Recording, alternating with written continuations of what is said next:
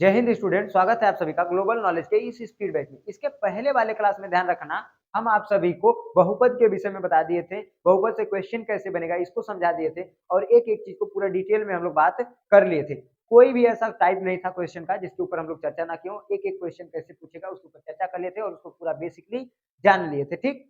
और एक चीज के लिए आपसे माफी चाहेंगे कि कल आप लोगों की क्लास नहीं हो पाई, क्योंकि थोड़ा सा कार्य की वजह से, जानते ही हैं हर कोई इंसान नहीं, हर इंसान को कार्य आ सकता है, तो थोड़ा कार्य की वजह से हम आप लोगों की क्लास नहीं ले पाए। बाकी ध्यान रखना, आपको डेली क्लासेस मिलती रहेंगी।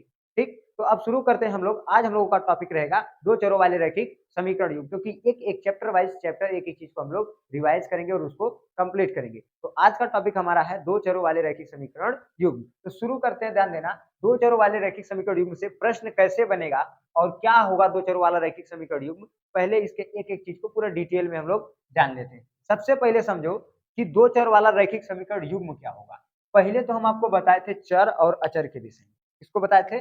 चर और अचर को बताए थे। चर और किसको बताए थे? अचर। देखो, चर हम आपको जब बताए थे, बहुपद पढ़ाए थे, तो चर के विषय में बताए थे कि जिसका मान हमेशा बदलता रहता है उसे चर कहते हैं। एग्जाम्पल के तौर पर लिए थे एक्स वाई जेड, यानी ए बी सी डी के अक्षर। अचर जिसका मान कभी नहीं बदलता हम उसको अचर कहते हैं, और इसके जगह पे हम लिए थे एक दो तीन, ऐसे कई शब्द। ठीक ना? बहुत सारे शब्द हैं जो अचर हैं, और ए बी सी डी के जितने अक्षर हैं वो क्या होंगे? चर होंगे। इनकी कैटेगरी में हम लोग रख लिए थे, इनको बांट लिए थे। अब देखो, एक चर में बहुपद क्या होगा कि जब कोई भी ऐसा समीकरण लिखो जिसमें केवल अक्कई चर आए। ठीक है?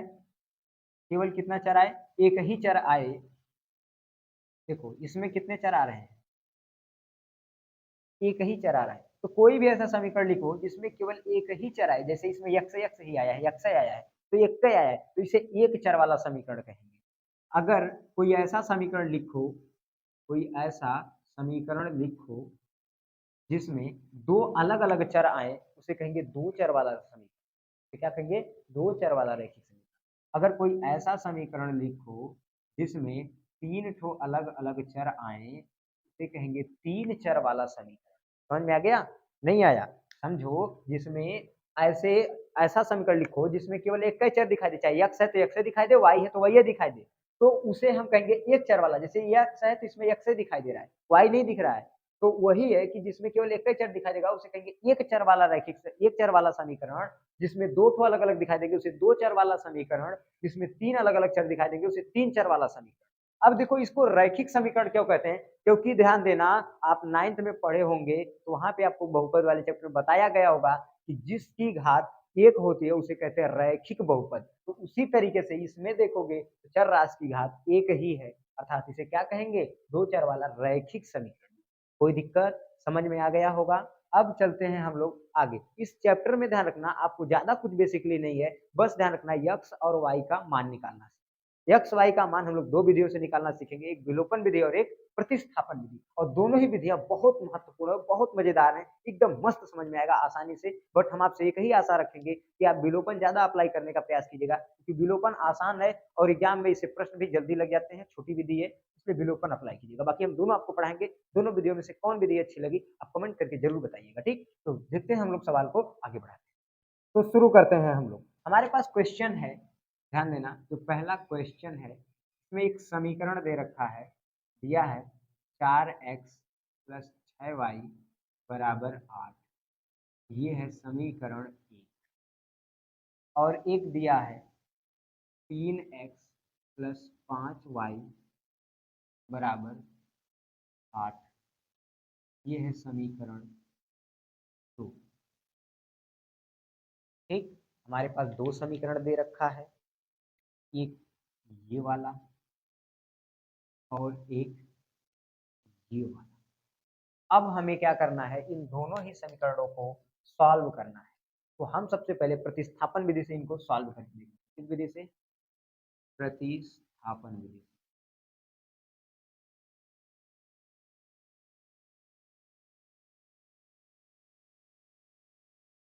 प्रतिस्थापन सॉल्व करते हैं। अब देखो, जब सॉल्व करेंगे तो दोनों में से कोई एक समीकरण पहले लिख लेना है। जैसे हम लिख लेते हैं समीकरण एक से। समीकरण एक से समीकरण एक से हम देखते हैं क्या मिलेगा। 4x प्लस 6y बराबर क्या है? 8। 6y इधर प्लस है, उधर भेज देंगे जाके क्या आ जाएगा माइनस। तो 4x बराबर 8 माइनस का क्या मिलेगा 6y। 4 गुणा है इधर आके क्या आ जाएगा भाग हो जाएगा। तो हम लिख सकते हैं x बराबर 8 माइनस का 6y पूरे के बटे में क्या है 4। हमें ये ध्यान रखना किसकी वैल्यू मिल गई, ये जो वैल्यू हमें मिली है वो वैल्यू मिल गई x। किसकी वैल्यू मिल गई x की। अब हम इसी x का मान पुट कर देते हैं कहाँ समीकरण 2 में। इस x का जो मान मिला उसे कहाँ रख देते हैं समीकरण 2 में। लिखते हैं x का मान समीकरण 2 में रखने पर अब देखोगे समीकरण 2 क्या है हमारे पास, समीकरण 2 है हमारे पास 3x प्लस 5y बराबर का 8। 3x प्लस 5y बराबर का 8। तो हम अब क्या करेंगे x का मान समीकरण 2 में रख रहे हैं, समीकरण 2 यही था, लिखेंगे 3 गुणे x का मान कितना है ध्यान दो, x का मान है, इसको अलग अलग कलर से कर देते हैं आपको आराम से समझ में आए, इसको अलग अलग कलर से कर देते हैं। पहले लिख देंगे 3 गुणे x, x की जगह पे x का मान हमारा कितना है देखो 8 माइनस कितना है 8 माइनस 6y है बटे में 4 है हो गया। अब देखो प्लस है 5y है तो 5y बराबर, तो अलग अलग कलर से कर देते हैं, प्लस 5y है 5y बराबर, बस वैल्यू को ही रहने देते रेड कलर ठीक है। अब देखो इसका गुणा एक बार इसके साथ और इसी का गुणा एक बार इसके साथ, दोनों के साथ होगा। इसका गुणा जब हम इसके साथ करेंगे तो आ जाएगा 8 त्रिक का 24 आ जाएगा, देखोगे 8 त्रिक हो जाएगा 24 माइनस इसका इसके साथ करेंगे 6 त्रिक और प्लस 5y बराबर कितना है बराबर है, इन दोनों के बटे में कितना है 4 के बटे में कुछ नहीं तो कर सकते हैं 1 बराबर 8 तो हमारा है ये है, बराबर में 8 हमारा है ये है। अब देखो ध्यान से हम क्या करेंगे इन दोनों का एलसीएम निकाल लेते हैं, एलसीएम आएगा 4। अब हम इसका एलसीएम निकाले हैं, एलसीएम हमारे पास कितना है निकल के 4, इससे भाग करेंगे इसमें एक बार जाएगी अर्थात आएगा 24 माइनस 5 प्लस है तो प्लस, इससे इसमें भाग करेंगे 4 बार जाएगी, देखो 1 से भाग 4 में करेंगे 4 बार जाएगी, जितनी बार भागे तो उसका ऊपर गुणा करते तो 5 चौक आ जाएगा 20y बराबर। अब ध्यान दो 4 भागा जाके क्या हो जाएगा गुणा हो जाएगा, तो 24 और देखो 20 में से 18 घट जाएगा क्या बचेगा 2y प्लस क्या बचेगा 2y प्लस क्या बचेगा 2y बराबर, इसका इसमें गुणा होगा 8 चौको क्या हो जाएगा 32। अब देखो ध्यान से नहीं समझ में आएगा ऐसे देख लो 8 में किसका गुणा होगा 4 भाग है आके गुणा हो जाएगा ठीक। अब देखोगे ध्यान से तो यहाँ पे 24 प्लस 2y है बराबर 8 चौको 32 हो जाएगा, 24 प्लस उधर जाके माइनस तो 2y बराबर 32 माइनस का हो जाएगा 24 तो 2y बराबर घटाओगे तो बचेगा 8 ठीक है, बराबर घटाने के बाद क्या बचेगा 8। तो अगर आप यहाँ देखें तो 2 गुणा इधर आके भाग हो जाएगा, y बराबर 8 बटा 2, 2 एक कम 2, 2 चौको 8 तो y बराबर कितना आ गया y की वैल्यू आपको मिल गई, y का मान आपसे निकल गया आसानी से, कोई तो दिक्कत है नहीं y का मान निकालने में इजीली है। एक बार फिर से देख लो x का मान समीकरण 2 में रखने पर x का मान जब हम समीकरण 2 में रखेंगे देखो समीकरण 2 हमारे पास क्या है, समीकरण 2 है 3x प्लस 5y बराबर 8 है, तो 3 गुणे x की जगह पे x का मान है देखो रख दिए, फिर प्लस था तो प्लस कर दिए, 5y था 5y बराबर 8 कर दिए, 3 का गुणा 8 के साथ हुआ 8 त्रिक 24, फिर 3 का गुणा एक बार इसके साथ होगा तो 6 त्रिक 18, पूरे के बट्टे में 4 था 4 हो गया, प्लस 5y था 5y बराबर 8, 5y बट्टे में कुछ नहीं था 1 लगा दिए, एलसीएम निकालेंगे दोनों का 4 आ गया, इससे भाग जितनी बार जाती है उसका ऊपर गुणा होता है, तो इसका इसमें गुणा भाग एक बार गई है, एक इसमें गुणा 1 का हुआ है तो इतना आ गया, प्लस है तो प्लस, इससे इसमें भाग 4 बार गई है, 4 का इसमें गुणा करेंगे 5 20y बराबर कितना आ जाएगा 8 हो जाएगा।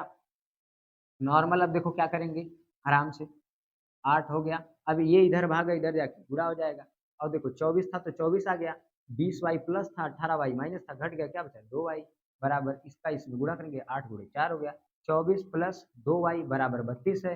तो अब देखोगे ध्यान से 24 प्लस 2y बराबर 32 है। तो देखो 24 इधर प्लस उधर जाके माइनस हो जाएगा तो 2y बराबर 32 माइनस 24 तो 2y बराबर घट के क्या बच गया 8 तो y बराबर 2 गुणा उधर जाके भाग तो y बराबर 8 बटा 2 2 एकम 2 2 को 8 y बराबर क्या आ गया आंसर 4।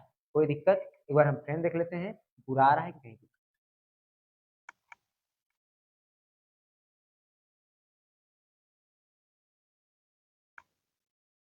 ठीक। तो y का मान इस तरीके से निकल जाएगा। इसके बाद ध्यान रखना हम आगे देख लेते हैं x के मान को कैसे निकालेंगे। तो जो y का मान निकल गया है इसे चाहे समीकरण 1 में रख दो चाहे समीकरण 2 में रख दो, दोनों से रखोगे वैल्यू सेम आएगी। हम दोनों से रख के आपको बता देंगे जिसके में भी इच्छा मन करेगी आप उसी में रख के निकालेंगे और चाहोगे तो x के मान में भी रख के निकाल, ठीक है। तीनों तरह से आपको बताएंगे। तो सॉल्व करना शुरू करते हैं हम लोग। सबसे पहले देखते हैं हम लोग क्या करते हैं, यहाँ से निकालें ऐसे लेते हैं। हम सबसे पहले क्या करेंगे y का मान समीकरण 1 में रखेंगे, लिखेंगे y का मान समीकरण 1 में रखने पर, अगर समीकरण 1 में रखेंगे तो समीकरण 1 क्या है 4x प्लस 6y बराबर 8। तो 4x प्लस 6 गुणे y का मान है 4 बराबर 8। तो 4x प्लस 6 चौक को हो जाएगा 24 बराबर 8। 24 प्लस है उधर जाकर हो जाएगा माइनस, देखोगे 4x बराबर आएगा निकल करके 8 माइनस का 24। तो देखोगे 4x बराबर घट के बचेगा माइनस का 16, क्योंकि भाई ध्यान से समझो बड़के सामने माइनस तो आएगा माइनस 24 में से 8 घटेगा बचेगा 16। तो x बराबर माइनस का 16 बटे 4 4 एक कम 4 4 चौक 16। तो x बराबर आ जाएगा माइनस, ये निकल के आ गई आपकी।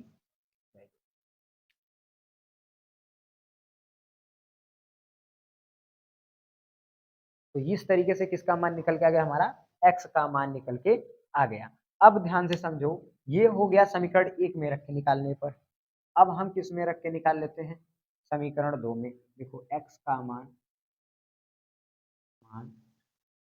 समीकरण 2 में रखने, x का मान हम कहाँ रख लेते हैं समीकरण 2 में। समीकरण 2 हमारे पास क्या है देखो 3x प्लस 5y बराबर है 8 के। तो देखो 3x प्लस 5 गुणे y का मान है 4 बराबर 8। तो 3x प्लस 5 चौक हो जाएगा 20 बराबर 8। तो देखोगे तो 3x 5 20 प्लस उधर जाके माइनस हो जाएगा बराबर आएगा 8 माइनस 20। तो देखोगे 3x बराबर घट के बचेगा बढ़ के सामने 12 तो आ जाएगा माइनस 12।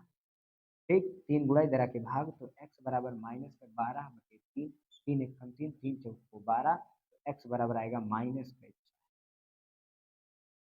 देख लिए सेम आंसर आ रहा है ना। अब यही वैल्यू आप कहाँ रख के निकाल सकते हो, इसमें भी रख के निकाल सकते हो। देख लेते हैं इसमें भी रख के, ठीक है। तो हम क्या करेंगे लिखेंगे y का मान x के मान में रखने पर। अब देखो x का मान क्या है x बराबर है 8 माइनस के 6y बटे, यही है। तो लिखेंगे x बराबर 8 माइनस 6 गुणे y का मान है 4 पूरे के बटे में 4। अब देखो इसको आगे सॉल्व करते हैं धीरे से। x बराबर 8 माइनस 6 चौक हो जाएगा 24 पूरे के बटे में आएगा 4। अब देखोगे प्रश्न को इधर बढ़ा रहे हैं, देखो 8 बढ़ के सामने माइनस तो आएगा माइनस 24 में से 8 घट जाएगा बचेगा 12, सॉरी माइनस के 16। अब बटे कितना आएगा 4 4 एक कम 4 4 चौक 16, यानी कि आ गया x बराबर कितना। तो आप देख सकते हो ये जितने भी तरीके हैं हर तरीके से हम लोग x का मान निकाल लिए। आपको किसी भी तरीके से x का मान निकालना है आप निकाल सकते हो, कोई दिक्कत नहीं, कोई रोक टोक नहीं, कोई बोलने वाला नहीं है। जैसे भी आपकी इच्छा करेगी आप x की वैल्यू को आसानी से इजीली पुट करके निकाल सकते हो, कोई दिक्कत नहीं ना। अब हम लोग ध्यान रखना यहाँ तक आपको कोई कंफ्यूजन नहीं होनी चाहिए, यहाँ तक आप स्क्रीनशॉट ले लीजिए। इसके बाद हम लोग देख लेते हैं अगला टॉपिक, विलोपन विधि से सवाल कैसे मिलेंगे। इसके बाद हम लोग क्वेश्चन देख लेंगे, इसका क्वेश्चन कैसे लगाना है, फिर आगे बात करें, ठीक है। तो यहाँ तक आप स्क्रीनशॉट ले लीजिए, फिर हम लोग आगे। अब एक चीज ध्यान देना, जो सवाल हम इसको सॉल्व किए प्रतिस्थापन विधि से, इसमें यक्स का वैल्यू जो आया था, एक्स का मान -4 आया था, वाई का मान 4 आया था। हम इस चीज को विलोपन विधि से सिद्ध करके देख लेंगे कि क्या वैल्यू सेम आ रही है, ठीक। इसको सिद्ध करेंगे, लेकिन इसके पहले एक छोटी सी चीज हम आपको बता रहे हैं विलोपन विधि को सॉल्व करने के लिए, जिसको आप ध्यान से समझ लीजिए। जैसे दे दिया 2x + 5y = 8, ये समीकरण 1 है। और दे दिया 3x, दे दिया केवल x + 6y = 8। तो हमें देखना है पहले दोनों में, देखो x और y दोनों में से किसी का भी मान बराबर कर सकते हो, इसके लिए कोई रोक टोक नहीं है, कोई दिक्कत नहीं है, कोई पाबंदी नहीं है, कोई बोलने वाला नहीं है। लेकिन हम बार बार कहते हैं कि दोनों को याद करने से अच्छा है एक चीज को दिमाग में रखना, हमेशा आप किस वाले पक्ष को बराबर करना, x वाले, किसको बराबर रखना, x वाले को। अगर x वाले को रखोगे तो आपके लिए आसान रहेगा। अब देखो दोनों समीकरणों में एक की वैल्यू बराबर होनी चाहिए, चाहे x की चाहे y की। तो हम एक काम करते हैं, x वाले की वैल्यू सेम कर देते हैं, वो हमारे लिए आसान है, अगर मैं है वो करे। तो अगर हमें x की वैल्यू सेम करना है तो पहले इसके x की वैल्यू को देखेंगे, फिर इसको देखेंगे। इसके x में 2 है, यहाँ भी 2 हो जाए तो बराबर हो जाएगा। 2 करेंगे कैसे, 2 का गुणा करेंगे। हम लिख सकते हैं, क्या लिखेंगे, समीकरण 2 में 2 से गुणा करने पर, अगर समीकरण 2 में हम 2 से गुणा करेंगे तो क्या आ जाएगा, 2x + 5y = 8। ये तो समीकरण 1 ऑलरेडी ही है, बट समीकरण 2 में हम जब 2 से गुणा करेंगे तो देखो 2 का गुणा x होगा 2x, प्लस 2 का गुणा 6 होगा 6 दूनी 12y बराबर 2 का गुणा 8 होगा 8 दूनी। इस तरीके से चीजें हमारी क्या हो जाएंगी, बराबर हो जाएंगी। और भी याद रखना आपको, आगे क्या रखना है, अब दोनों चीज बराबर हो गई, यहाँ कोई चिन्ह नहीं होता है, मतलब प्लस होता है। अब प्लस है तो इसको क्या बना लेना है, माइनस। ये भी प्लस दिखा तो माइनस, ये भी प्लस दिखा तो माइनस। जहां जहां प्लस रहेगा वहां वहां बना लेना है माइनस। कोई चिन्ह नहीं है तो प्लस है, ऑटोमेटिक माइनस बन जाएगा। जहां प्लस दिखेगा वहां माइनस, जहां माइनस दिखेगा वहां प्लस कर लेना। इतना तो करिए सकते हो। अब देखो x और y सेम दिख रहा है, देखो 2x में से 2x घट जाएगा, इसकी कहानी खत्म। अब देखोगे तो यहाँ बड़ा ऊपर वाला 5 है, नीचे वाला 12, बढ़ के सामने माइनस है तो लगा देंगे माइनस। अब 12 में से 5 घट जाएगा, बचेगा 7, y है तो y बराबर आप लिख सकते हो, बढ़ के सामने माइनस तो माइनस लग जाएगा, 16 में से 8 जाएगा 8 बचेगा, आई माइनस से माइनस कट जाएगा, y बराबर देखोगे 7 गुणा इधर आके भाग 8 बटा कितना जाएगा। तो इस तरीके से हम क्या कर सकते हैं, इजी है, इजीली आपसे बन भी जाएगा। तो ये आसान तरीका है सवाल को लगाने का, सवाल लगाने में इसमें कठिनाई नहीं आती है। बट हाँ एक चीज याद रखना, जब अक्कई में गुणा करके बराबर होगा तो अक्कई में गुणा करके बराबर करेंगे, जब दोनों में गुणा करके बराबर करना होगा तो दोनों को गुणा करके बराबर कर देंगे। कहीं कहीं गुणा करने की आवश्यकता नहीं होती तो डायरेक्ट गुणा कर देंगे। जैसे देखो इसमें अक्कई में गुणा करके बराबर हो रहा था, देखो इसमें गुणा करने की जरूरत ही नहीं, इसमें 2 का गुणा किया दोनों बराबर हो गया, अक्कई में कर दिए। अब जैसे एक समीकरण और देख सकते हो, तो दे दिया 6x + 7y = 8, दे दिया 6x + 5y = 7। तो अब देखोगे दोनों समीकरणों में x की वैल्यू सेम है, तो क्या हमें बराबर करने की जरूरत है, नहीं, डायरेक्ट तुलना कर देंगे, कहानी समाप्त हो जाएगी। ऐसे कर ले जाएंगे कि नहीं कर ले जाएंगे, डायरेक्ट तुलना कर देंगे। अब देखो बढ़ के सामने प्लस है तो इसलिए माइनस लगेगा नहीं, 7 में से 5 घट जाएगा 2y बराबर यहाँ पे बचेगा 1, 2 गुणा के भाग y बराबर 1 बटा। इजी, तो तरीका आसान है सवाल को लगाने का, बट किसी चीज को जानना है तो बस उसको बेसिकली जानिए, बेसिक से जानिए, ठीक। अब जैसे 4x + 6y = 8, 3x + 5y = कितना है 8। दोनों समीकरण है, समीकरण 1 भी है, समीकरण 2 भी है, दोनों की तुलना कर देंगे, इजीली चीजें निकल के आ जाएंगी। लेकिन इसमें आप देखोगे तो इसमें 4x है, इसमें 3x है, अर्थात दोनों की वैल्यू अलग अलग है। अब हमें दोनों में गुणा करके बराबर करना पड़ेगा, दोनों में गुणा करके बराबर करेंगे, तो देख लेते हैं इसको। शुरू करते हैं, ध्यान देना।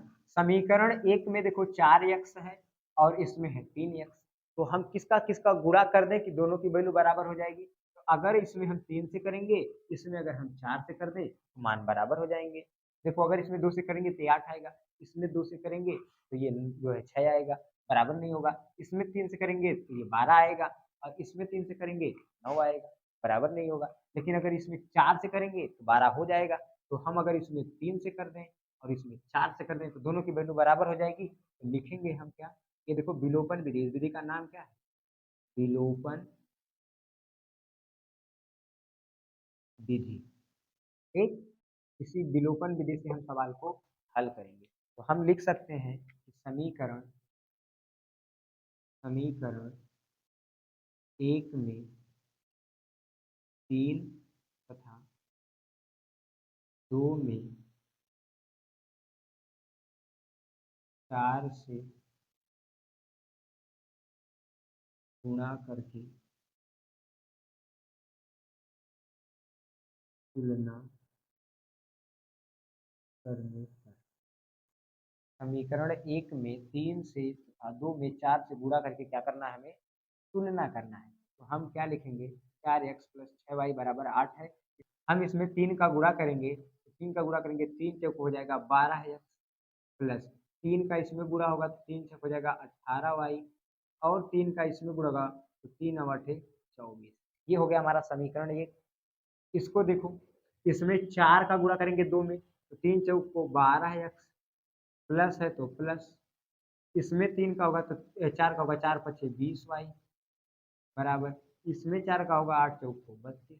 अब देखो ये कुछ नहीं है तो प्लस है तो माइनस होगा, ये प्लस दिखा तो माइनस, यहाँ पे कुछ नहीं है प्लस है अर्थात क्या बना देना है माइनस। ये सेम है, ये क्या हो जाएगा, कट जाएगा। अब देखो बढ़ के सामने माइनस तो क्या लग जाएगा, माइनस 20 में से 18 घटेगा क्या बचेगा 2y बराबर, बढ़ के सामने माइनस है तो माइनस 32 में से 24 घटाओगे क्या बचेगा। तो अब देखोगे तो माइनस से माइनस कैंसिल, 2 गुणा इधर आके भाग, अर्थात y बराबर 8 बटा 2, 2 एक कम 2, 2 चौका 8, तो y बराबर आपको क्या मिल गया, निकल गई कि नहीं निकल गई वैल्यू। आसान है, देखो छोटा सा है, टंकी भर में लग गया, इतना बड़ा गया था 170 है कि नहीं है। अब देखो निकल गया y का मान अब समीकरण चाहे 1 में रखो चाहे 2 में रखो निकल जाएगा। तो आप प्रयास उस समीकरण में रखने का करना जो छोट लगे, जैसे 1 देखोगे तो 4 है, इसमें 5 है, ये इजी है, दोनों कठिन नहीं है कोई भी है। बट हाँ, जो आपको आसान समीकरण लगेगा, जो छोट लगेगा, प्रयास करना वैल्यू उसी में रखे लगाना। तो हम सबसे पहले पुट करते हैं किसमें रखकर, समीकरण 1 में लिखेंगे y का मान समीकरण 1 में रखने पर, अगर हम y का मान समीकरण 1 में रखेंगे तो समीकरण 1 क्या है हमारे पास, देखो 4x प्लस 6y बराबर 8 रखते हैं। देखो 4x प्लस 6 गुणे y का मान है 4, तो देखो आ जाएगा 4 बराबर 8, लिखेंगे 4x प्लस 6 चौको 24 बराबर 8, तो 24 प्लस हो जाके माइनस, तो 4x बराबर 8 माइनस का 24 हो जाएगा। तो 4x बराबर, बढ़ के सामने माइनस तो माइनस, घट के बचेगा 16, 4 गुणा इधर आके भाग, तो x बराबर माइनस का 16 बटा 4, 4 एक हम 4 चौक 16 आ जाएगा x बराबर, निकल गया। तो अगर हम एक चीज चाहें,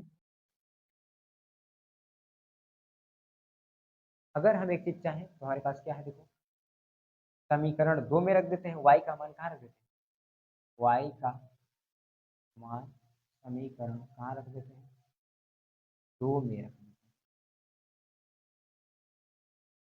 रखने पर, अगर हम y का मान समीकरण 2 में रख लेते हैं तो हमारे लिए आसानी हो जाएगा।